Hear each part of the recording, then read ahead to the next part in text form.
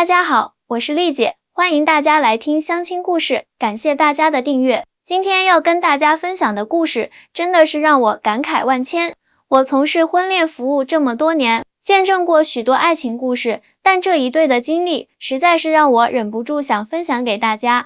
这个故事不仅仅是关于爱情，更是关于勇气、坚持和希望。故事的主角叫小雨，是我老家河南的一个姑娘，今年26岁。4年前，小雨在一场车祸中不幸脊髓受损，导致下半身瘫痪。这个打击对于当时只有22岁、刚刚大学毕业的她来说，简直是晴天霹雳。小雨告诉我，那段时间她几乎每天都在哭，觉得自己的人生完全失去了希望。家人对她百般照顾，但她依然感到孤独和绝望。就在她最消沉的那段日子，她在一个残障人士互助群里认识了台湾的阿正。阿正比小雨大3岁，是台北一家科技公司的程序员。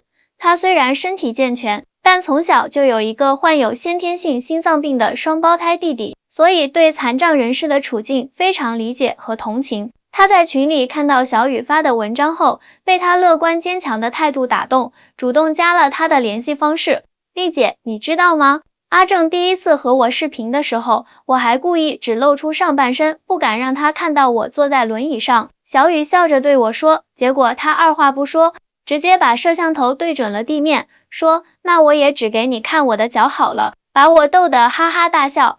那是车祸后我第一次真心的笑出来。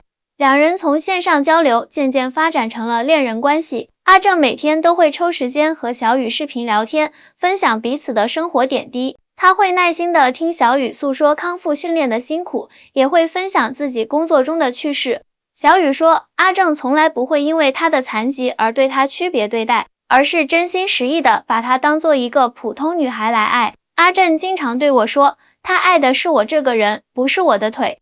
小雨红着脸告诉我，有一次我问他，如果我一辈子都站不起来，他会不会后悔？他说，就算你一辈子坐着，我也会蹲下来，让我们的眼睛永远保持平视。哎呀妈呀！听到这句话，我这个老红娘都要被感动哭了。这哪是什么程序员，简直就是诗人嘛！在交往1年多后，阿正提出想见小雨本人，并且表示自己已经做好了照顾她一生的准备。这让小雨既惊喜又忐忑，她当然也很想见阿正，但是她担心自己的残疾会成为两人之间的障碍。更大的问题是，当小雨把这件事告诉家人时，遭到了前所未有的反对。你爸妈简直要气炸了。小雨的闺蜜小芳告诉我，他们认为小雨已经这样了，怎么还想着谈恋爱？而且对方还是个台湾人，在他们眼里，台湾那么穷，还要坐飞机来回，根本不现实。小雨的父母坚决反对这段恋情，他们认为台湾经济落后，医疗条件差，女儿嫁过去会受苦。台湾人连茶叶蛋都吃不起，小雨妈妈这样对她说。这种观念在许多大陆家长中相当普遍，特别是从未去过台湾的人。但实际上，台湾的医疗水平在亚洲是相当先进的，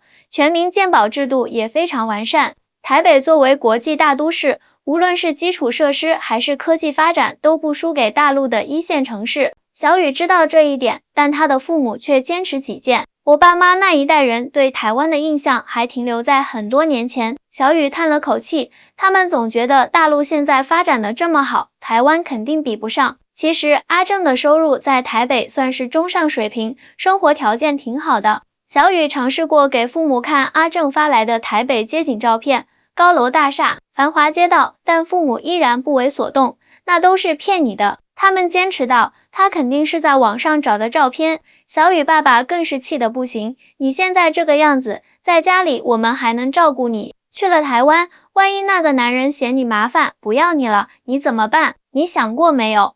而且台湾的医疗那么落后，你的病怎么治？我当时听到这里，真的很想告诉小雨的父母，台湾的医疗水平可一点都不落后啊。台湾的医疗体系在全球排名很靠前，特别是在康复医学方面有很多先进技术，而且台北对残障人士的公共设施也很友好，比很多大陆城市做的还要好。但我理解小雨父母的担忧和固有观念很难在短时间内改变。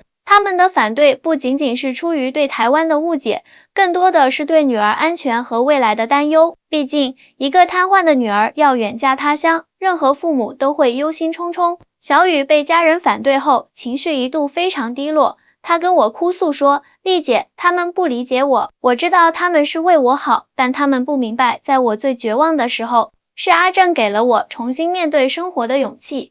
如果没有他，我可能早就放弃了。”听着小雨的话，我心里五味杂陈。作为一个红娘，我见过太多因为家庭阻挠而分开的情侣，但我也见过那些冲破阻碍，最终幸福在一起的伴侣。我能感受到小雨对阿正的那份真挚感情，那不是一时冲动，而是经过2年时间沉淀的深厚情感。他们觉得台湾穷，觉得阿正给不了我幸福。小雨擦着眼泪说，可他们不知道，阿正的公司是台北科技园区的知名企业，他的工资在当地算高收入了。他还有自己的房子和车子，更重要的是，他从来没有因为我的残疾嫌弃我。他说我是他的小公主。阿正也没有放弃，他隔三差五给小雨父母寄台湾的特产，日月潭的红茶，阿里山的高山茶，凤梨酥、牛轧糖，还特意挑选了一些台湾医疗杂志，里面详细介绍了台湾先进的康复医疗技术和设施。但小雨的父母依然不为所动，他们甚至威胁要没收小雨的手机，切断他和阿正的联系。我当时真的很绝望。小雨回忆道，但阿正告诉我，爱情需要勇气，也需要智慧。他说我们不能硬碰硬，要用时间和事实说服我的父母。阿正的耐心和智慧深深打动了我。在许多男生可能早已放弃的情况下，他选择了坚持和理解。他甚至开始学习普通话，希望能更好地与小雨的父母沟通。就在小雨25岁生日那天，阿正做了一个令所有人惊讶的决定，他辞去了台北的工作，来到了小雨所在的城市，并找到了一家台资企业的工作。我还记得他第一次站在我家门口的样子。小雨笑着说，他手里提着满满2大袋礼物，紧张的话都说不利索了。我爸妈看到他的第一眼就愣住了，可能是没想到他真的会来吧。阿正的到来确实让小雨的父母措手不及。在他们的想象中，台湾男生都是矮小瘦弱的形象，但阿正身高1.83米，体格健壮，说起话来温文尔雅，一看就是受过良好教育的人。更令人意外的是，阿正竟然是医学院毕业的。他虽然在科技公司工作，但本科学的是康复医学，这让小雨的父母态度有了些许松动。阿正叔叔阿姨，我知道你们担心小雨的身体状况，也担心台湾的医疗条件。阿正诚恳地说，其实台湾的医疗水平在亚洲是名列前茅的，特别是脊髓损伤康复这方面有很多先进技术。如果你们不放心，我可以先在这边工作一段时间，等你们觉得合适了，再带小雨去台湾也不迟。阿正的真诚和理解逐渐软化了小雨父母的态度。他不仅每天按时上下班，周末还会买菜做饭，帮忙照顾小雨。更让人感动的是，他学习了专业的护理知识，帮小雨做康复训练，比家人更细心周到。那小伙子是真心实意对我女儿好。小雨妈妈后来对我说，有一次半夜小雨腿疼，她二话不说背着她冲去医院，那股劲头真是把我们老两口感动坏了。阿正在大陆工作生活了半年后，小雨的父母终于被他的真心打动，同意了2人的恋情。但他们依然担心小雨去台湾后的生活和医疗问题。这时，阿正提出了一个建议，叔叔阿姨，不如我先带小雨去台湾旅游1周，让他亲眼看看台湾的环境和医疗条件。如果他不喜欢，我们就回来；如果他觉得可以，我们再考虑以后的事。经过再三考虑，小雨的父母终于同意了这个提议，但他们提出要小雨的表姐一起去，照顾小雨的同时也能做个见证。阿正欣然答应了。就这样，在26岁生日那天，小雨坐上了飞往台北的飞机。那是他第一次出远门，也是第一次坐飞机，既紧张又兴奋。飞机刚落地，我就被台北桃园机场的无障碍设施惊艳到了。小雨告诉我，全程都有轮椅通道，洗手间宽敞的可以让轮椅自由转动，工作人员的服务态度也特别好，和我之前在国内坐火车的经历完全不同。接下来的几天，阿正带着小雨和他表姐参观了台北的主要景点101大楼。故宫博物院、西门町、淡水老街，处处都有完善的无障碍设施，让小雨感到前所未有的自由和便利。表姐一直在惊叹台北的干净整洁，小雨笑着说，她说这哪是什么穷地方，简直比咱们家那城市还发达。连她都被台北的现代化程度震撼到了。但最让小雨震惊的是，阿正安排她参观的台北一家脊髓损伤康复中心，那里有最先进的康复设备和技术。医生告诉小雨，虽然她的情况比较严重，但通过系统的康复训练，还是有可能恢复部分行动能力的。当时那位医生跟我说，他们中心有一位和我情况类似的患者，经过2年康复，现在可以拄拐杖走短距离了。小雨激动地对我说，丽姐，你能想象吗？我可能还有站起来的希望。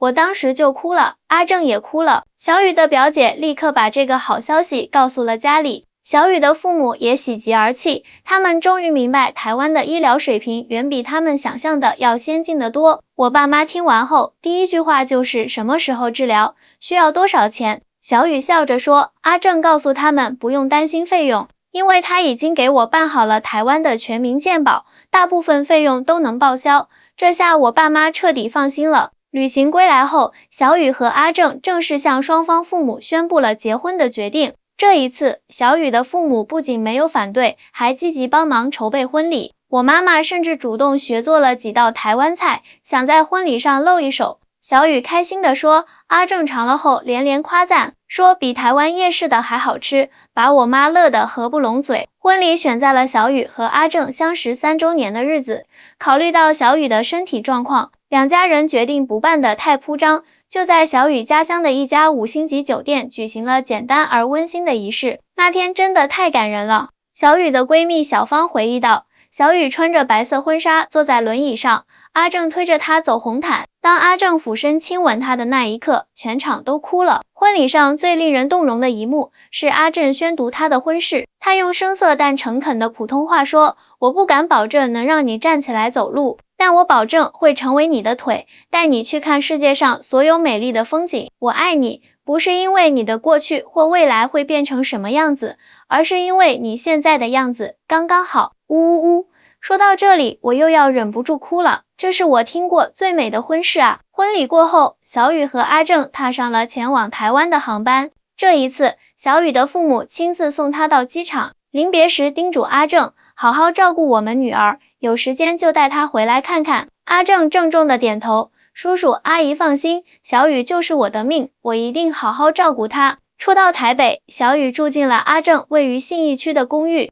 那是一套精心设计过的无障碍住宅，门口有斜坡，走廊和门框都加宽了，以便轮椅通过。浴室安装了扶手和防滑垫，厨房的橱柜也降低了高度，方便小雨使用。阿正告诉我，他买下这套房子后，特意请人重新装修过，就是为了迎接我的到来。小雨感动地说，他甚至考虑到我喜欢做饭，特地把厨房设计的让我能够轻松操作。更让小雨惊喜的是，阿正的邻居和同事对他都非常友善，他们不会用异样的眼光看他，而是自然的把他当作普通人对待。小雨很快就融入了台北的生活，甚至开始学习闽南语，希望能更好的与阿正的家人交流。阿正的父母也是和蔼可亲的老人家，他们第一次见到小雨时，阿正妈妈就紧紧握住他的手说，好媳妇，以后这就是你的家了。简简单单一句话，却让远嫁他乡的小雨感到无比温暖。婚后不久，小雨开始在阿正安排的康复中心接受治疗，那里的医生为他制定了系统的康复计划，包括物理治疗、作业治疗和水疗等多种方式。台湾的医生真的很专业又有耐心，小雨对我说，他们不会像我之前遇到的一些医生那样，一上来就宣判你这辈子都不可能站起来了。他们鼓励我一点一点尝试，告诉我康复是一个漫长的过程，需要耐心和毅力。小雨的康复进展比预期的要好，在治疗3个月后，他的左腿开始有了微弱的知觉，半年后右腿也能感觉到疼痛和温度了。医生告诉他，这是神经开始恢复的好兆头，你永远想不到那种感觉有多奇妙。小雨激动地说，当你以为永远失去的感觉突然回来时，那种喜悦无法用言语形容。阿正得知这个消息后，当场就跪在病床前哭了，他比我还激动。阿正每天下班后都会陪小雨做康复训练，周末更是全天陪伴。他学会了按摩技巧，帮助小雨缓解肌肉痉挛。他查阅大量医学资料，为小雨寻找最适合的治疗方案。他甚至改变了饮食习惯，和小雨一起吃有利于神经修复的健康食品。有一次我问阿正，你不觉得照顾我很累吗？小雨回忆道，他笑着说，我怎么会累呢？每天看着你一点点好起来，我比谁都高兴。在台湾的日子，小雨不仅身体状况有了明显改善，心态也变得更加积极乐观。他开始在网上分享自己的康复经历，鼓励其他脊髓损伤患者不要放弃希望。他的故事感动了无数人，他的网络专栏有了不少粉丝。我收到最多的留言就是你给了我继续生活的勇气。小雨骄傲地说，这让我觉得自己的经历有了更大的意义，不仅仅是为了自己康复，也是为了给其他人带去希望。1年后，小雨的康复取得了突破性进展，在医护人员和阿正的搀扶下，他成功地站立了10秒钟。虽然只有短短10秒，但对他来说，这简直就是奇迹。我都记不清自己有多久没有用自己的双脚站着了。小雨哽咽着说，那一刻，我觉得自己就像个刚学走路的孩子，既兴奋又害怕。阿正在旁边不停地鼓励我，你做到了，你真的做到了。